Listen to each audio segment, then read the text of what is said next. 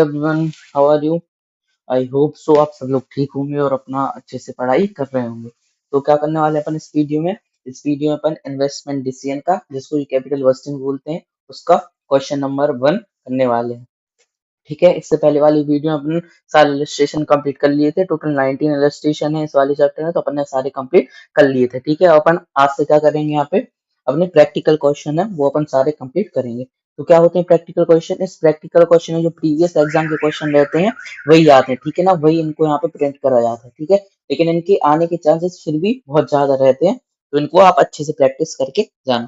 तो टेंशन वाली बात नहीं है, यहाँ पे मैं आपको क्या करूंगा, सारे प्रैक्टिकल क्वेश्चन करा दूंगा, तो आपको वीडियो देखने की जरूरत है और आपको समझ में आ जाएंगे। ठीक है, तो आइए अपन स्टार्ट करते हैं अपना क्वेश्चन नंबर 1। देखिए, following data has been available for a capital project. अपन को ये डेटा दे के रखा है, तो क्या क्या दे के रखा है?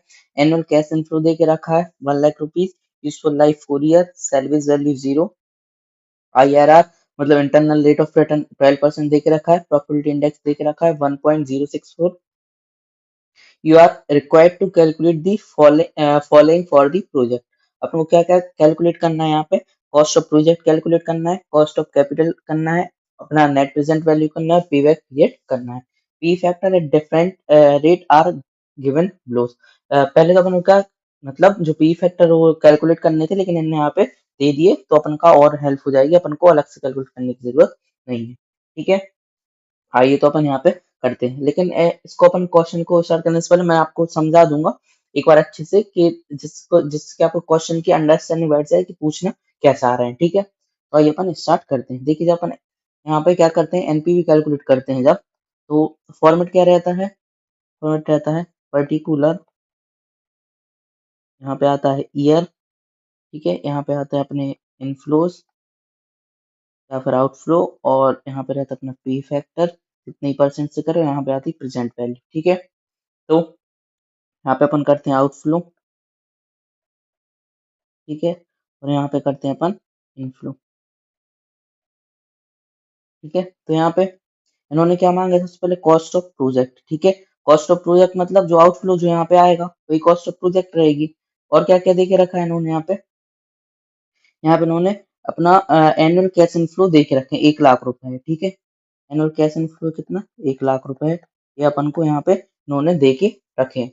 और ईयर कितनी है? 4 ईयर है। ठीक है, तो अपना एनुअल कैश इनफ्लो कितना है? 1,00,000 रुपए है, मतलब चारों ईयर में सेम है, तो अपन क्या करेंगे, यहाँ से 1 से लेके 4 ईयर तक यही कर लेंगे। ठीक है, जैसे मैंने आपको पहले ही बताया था, जैसे सेम अगर कैश इनफ्लो है तो अपन पी फैक्टर को ऐड कर लेते सारे और पूरा एक साथ ही लिख देते, तो 1 to 4 ईयर अपन ने साथ में लिख दिया। ठीक है, इतना कर लिया। अब देखिए, एक और चीज देख रखी, IRR दे के रखा, IRR 12%।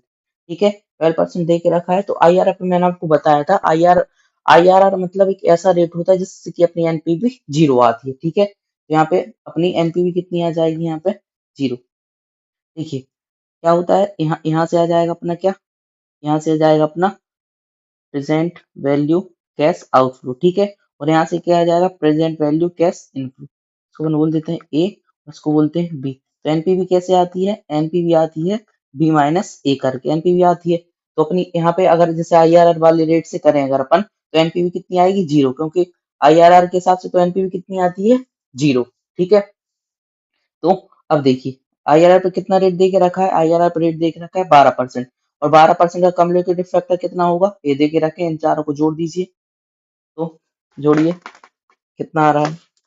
तो 0.893 प्लस 0.797 प्लस 0.712 प्लस 0.636, तो आ रहा है 0.038। कितना आ रहा है यहाँ पे? 0.038, यहाँ पे लिख देंगे अपन 0.038। इसका मल्टीप्लाई करिए, कितना आ रहा है? 3.038 इंटू 1,00,000, तो आ रहा है अपना, ये आ रहा है 3,03,800। ठीक है, ये आ रहा है। अपनी एनपीवी यहाँ पे है कितनी है? जीरो, तो यहाँ पे अपना आउटफ्लो भी कितना होगा? यहाँ पे आउटफ्लो भी अपना होगा 3,03,800। ठीक है, जब इसमें से अपन माइनस करेंगे तभी तो अपनी एनपीवी जीरो आएगी यहाँ पे। ठीक है, आया समझ में? तो यहाँ पे ये कितना आएगा? 3,3800 और यहाँ पे भी सेम आएगा। ठीक है, तो जब ये अपनी एनपीवी आएगी तो ये अपना क्या होगा यहाँ पे बैलेंसिंग फिगर। ठीक है, तो उन्होंने यही तो पूछा था अपन से कॉस्ट ऑफ प्रोजेक्ट, तो यही तो है कॉस्ट ऑफ प्रोजेक्ट जो बैलेंसिंग फिगर निकाल, यही तो है। यहाँ पे अपन लिख देंगे 0 ईयर में इन्वेस्ट करते हैं। और इनफ्लो इनफ्लो कितना, यही हो जाएगा सेम, सॉरी आउटफ्लो अपना 3,03,800 और 0 ईयर में अपनी पी फैक्टर रहता है 1।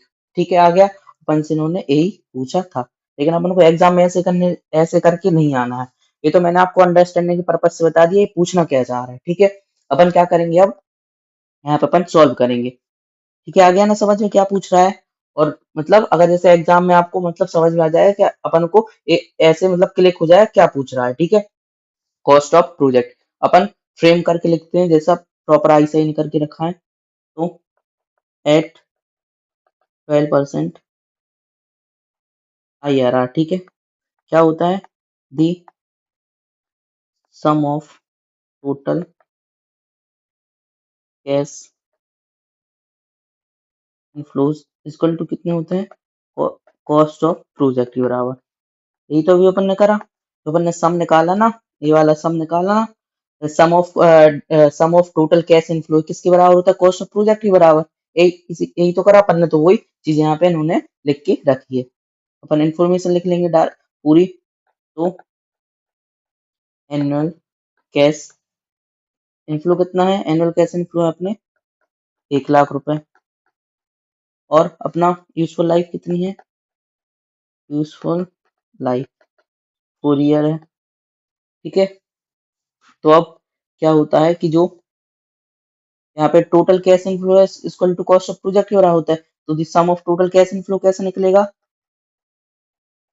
1,00,000 इंटू कम्युलेटिव कितना था, कम्युलेटिव फैक्टर कितना था 0.038 equal to cost of project. ठीक है, ये समझ में आ गया ना कैसे निकला, वो जोड़ के निकला है, वो भी 12% से, तो हो जाएगा अपना 3,03,800। ठीक है, ये आपको होगा कॉस्ट ऑफ प्रोजेक्ट। ठीक है, पहले अपने रिक्वायरमेंट पूरी कर ली, अपन चलेंगे अब दूसरी की ओर। तो दूसरे में क्या पूछ रहा है, एक मिनट, हाँ, दूसरा कह रहा है cost of capital, cost of capital कितनी होगी। ठीक है, तो कॉस्ट ऑफ कैपिटल के अपन को क्या यूज करना है, कॉस्ट ऑफ कैपिटल के लिए अपन को यूज करना है अपना प्रॉफिटेबिलिटी इंडेक्स। ठीक है, तो सबसे पहले अपन हेडिंग डालेंगे कॉस्ट ऑफ कैपिटल। ठीक है, तो प्रॉफिटेबिलिटी इंडेक्स का फॉर्मूला क्या होता है, प्रॉफिटेबिलिटी इंडेक्स इक्वल टू क्या होता है, sum of discounted cash inflow divide by cost of project. ठीक है, तो प्रॉफिटेबिलिटी इंडेक्स कितना दे के रखा है, ये दे के रखा है 1.064। तो 1.064 और सम ऑफ डिस्काउंटेड कैश इनफ्लो, ये तो अभी अपन को नहीं पता है। ठीक है, तो sum of discounted cash inflow equal to मतलब डिवाइड बाय क्या हो जाएगा, कॉस्ट ऑफ प्रोजेक्ट। ठीक है, तो यहाँ पे ये हो जाएगा 1.064 sum of discounted cash inflow. Cost of project अपन ने अभी कैलकुलेट करी 3,03,800, 3,03,800। ठीक है, तो sum of discounted cash inflow कितना हो जाएगा 3,03,800 इंटू 1.064, ये हो जाएगा अपना 3,23,243। सम ऑफ डिस्काउंटेड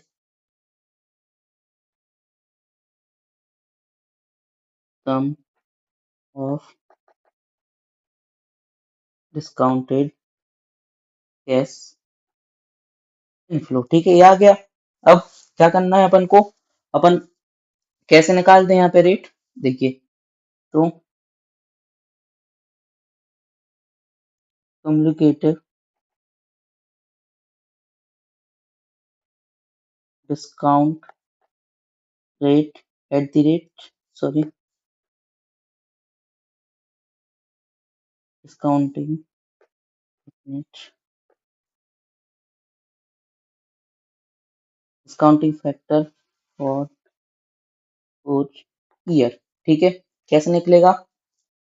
तो sum of discounted cash inflow मतलब समझ रहे हैं क्या हो रहा है? Sum of discounted cash flow मतलब ये वाला जो नया अपन, ये अपन ने निकाला कितने परसेंट पे? ये अपन ने निकाला 12% पे। अपन को क्या करना है?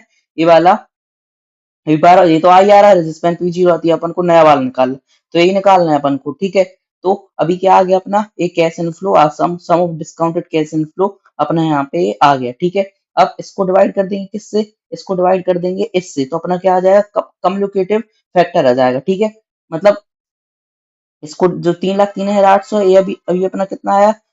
नया कितना आया? 3,23,800। अब इसको डिवाइड किससे कर देंगे? इसको डिवाइड कर देंगे अपन इससे। ठीक है, तो ये अपना ये आ जाएगा। ठीक है, क्या आ जाएगा? पी फैक्टर आ जाएगा, कम्युलेटिव फैक्टर। तो कम्युलेटिव फैक्टर अपन इससे मैच कर लेंगे, जिसके भी इसका कम्युलेटिव फैक्टर से मैच होगा वही अपना रेट होने वाला है यहाँ पे। ठीक है, तो यहाँ पे लिख देते हैं sum of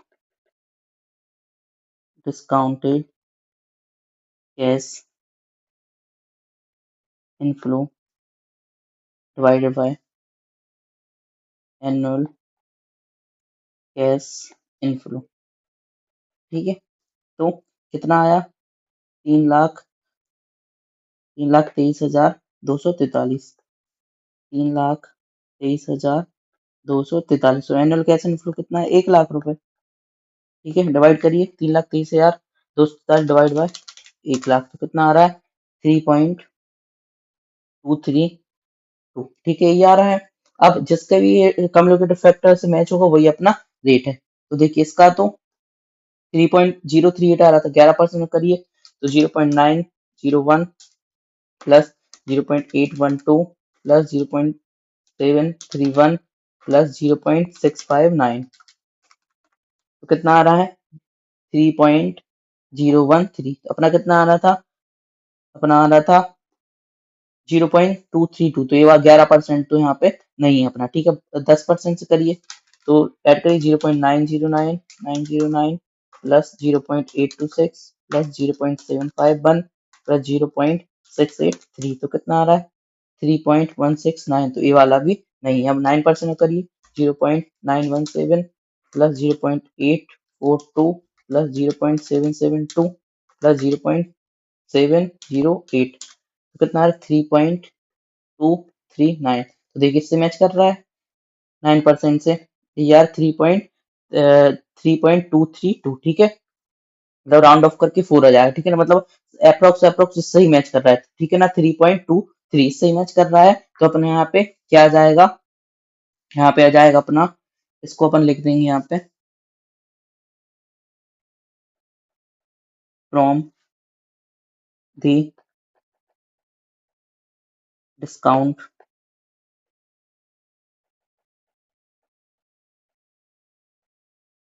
factor table eight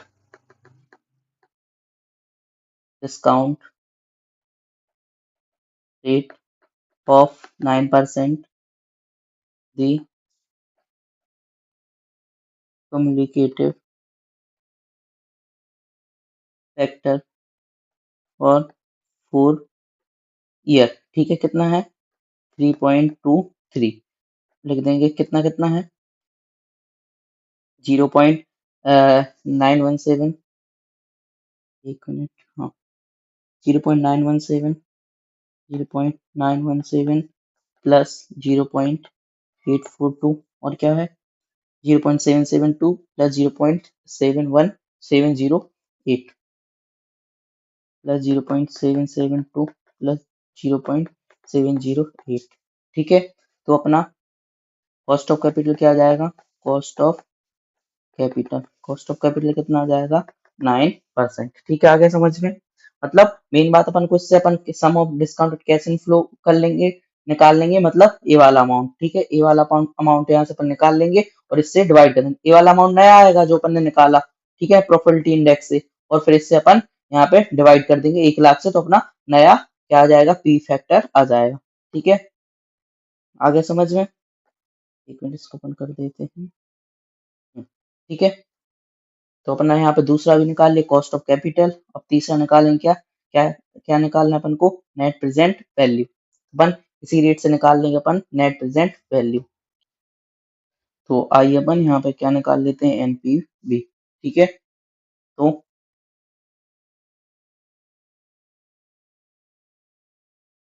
यहाँ पे निकाल लेते हैं एनपीवी। एनपीवी कौन सी है, मतलब अपना तीसरे नंबर का है यहाँ पे एनपीवी, जाइए अपनी नेट प्रेजेंट वैल्यू। ठीक है, तो नेट प्रेजेंट वैल्यू अपन क्या करते हैं, या तो अपन फॉर्मेट बना के निकाल लेते हैं, और या फिर अगर जैसे अपना जो कैश इनफ्लो है, अगर वो मतलब एक जैसे दे के रखे हैं, ठीक है, तो अपन यहाँ पे शॉर्ट में ही निकाल लेंगे, कोई दिक्कत वाली बात नहीं है। तो नेट प्रेजेंट वैल्यू, तो क्या होती है नेट प्रेजेंट वैल्यू यहाँ पे, सम ऑफ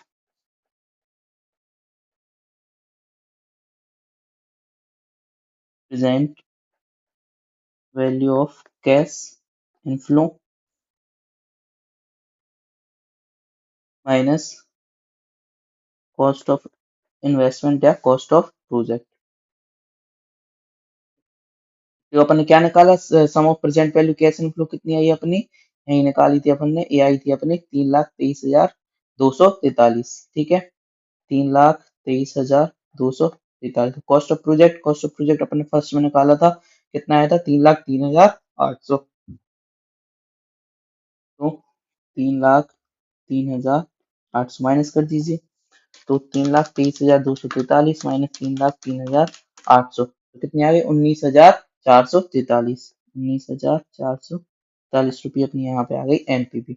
अब क्या कैलकुलेट करना है, अपन को करना है पेबैक पीरियड। तो कुछ नहीं है, पेबैक पीरियड भी कर लेंगे यहाँ पे अपना पेबैक पीरियड। ठीक है, तो पेबैक पीरियड का फॉर्मूला क्या रहता है, पेबैक पीरियड का फॉर्मूला क्या रहता है, कॉस्ट ऑफ प्रोजेक्ट और ना amount of annual cash inflow.